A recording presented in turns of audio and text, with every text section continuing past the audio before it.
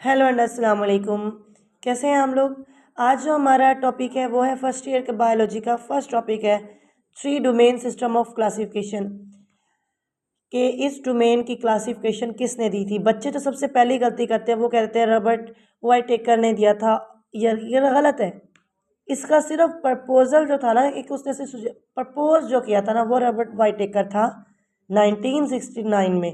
लेकिन जो एक्चुअली में इस पे काम किया गया, जिसने इसको इस्टेब्लिश किया, वो था कार्ल लुईस, जो कि 1990 में हुआ था। इसने क्या किया था, 2 सेपरेट ग्रुप में डिवाइड किया था, आर्की एंड बैक्टीरिया।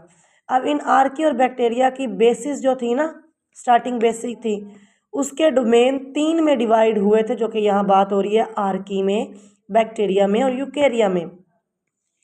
सबसे पहले आर्की ऑर्गेनिज्म आ जाते हैं, और आपको पता है जो हमसे प्रीवियस ऑर्गेनिज्म होते हैं वो प्रोकैरियोट्स होते हैं।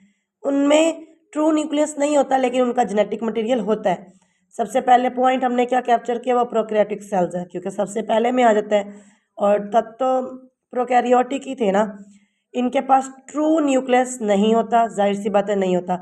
लेकिन इसका मतलब ये नहीं है कि इनके पास जेनेटिक मटेरियल नहीं है, इनके पास न्यूक्लियस है।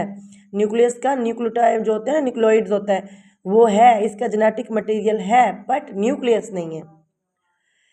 एक्सट्रीम इन्वायरमेंट में ये सर्वाइव कर सकते हैं। एक्सट्रीम में आ जाता है हॉट, आ जाता है कोल्ड, आ जाता है साल्टी इन्वायरमेंट, आ जाता है जो मर्जी आ जाता है, उसमें ये सर्वाइव करते हैं। लेकिन इनकी बहुत ज़्यादा जो तादाद होती है ना, वो ना साल्टी इन्वायरमेंट में रहती है।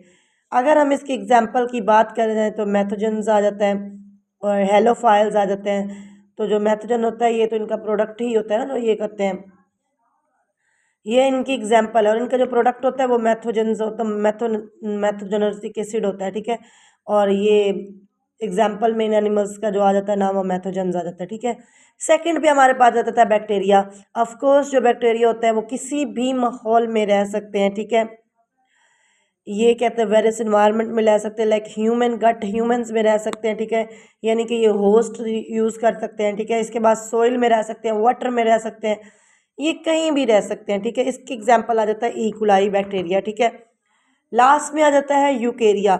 यू मतलब न्यू, न्यू मतलब उनके पास न्यूक्लियस होगा, उनके पास जेनेटिक मटेरियल होगा, उनकी सेल मेम्ब्रेन होगी, ठीक है। वो मुकम्मल एक मतलब ऑर्गेनेलिज बाउंड होगा, ठीक है। इनकी वाइड रेंज जो ऑर्गेनिज्म है, जाहिर सी बात है यूकैरियोट्स की अब तादाद ज़्यादा, तो वाइड रेंज आएगी, ठीक है। अब इनकी एग्जाम्पल की बात कर ले जाए तो इनमें प्रोटिस्ट आ जाता है, प्लांट्स आ जाता है, एनिमल आ जाता है, फंजाई लाइक आ जाते हैं।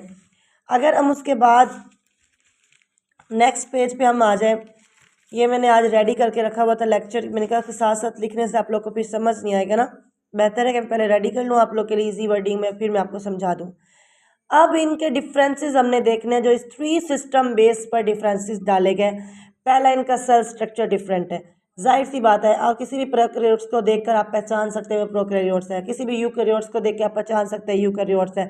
आप किसी भी ऑर्गेनिज्म जिसका हर चीज़ के लिए सिर्फ एक ही ऑर्गन हो, एक ही सेल हो, आपको उसका सेल स्ट्रक्चर देख के पता चल जाता है भाई वो प्रोकैरियोट्स है।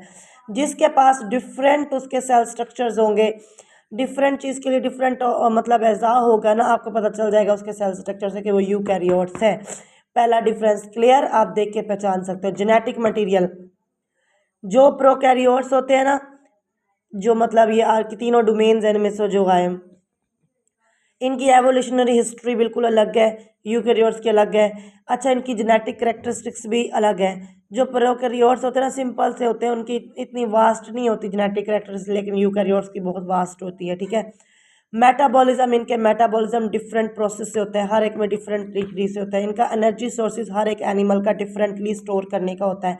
अब इन तीनों बेसिस और इन सारे मतलब डोमेन्स को पढ़ने के बाद आप क्या काबिल हो जाते हैं, आप ऑर्गेनिज्म के एवोल्यूशनरी रिलेशनशिप के बारे में जानने के काबिल हो जाते हैं कि कैसे उनका एवोल्यूट हुआ, कैसे वो किसी चीज़ से किस में कन्वर्ट हुए, ठीक है। और इसके अलावा क्या हो गया, आप इनके मतलब आपस में जेनेटिक मटेरियल करेक्टरिस्टिक्स के बारे में ना, करेक्टरिस्टिक्स के बारे में पढ़ सकते हैं, ठीक है। सो आज के लिए हमारा टॉपिक शॉर्ट था। सो अल्लाह हाफिज़, मिलते हैं न्यू लेक्चर के साथ कल।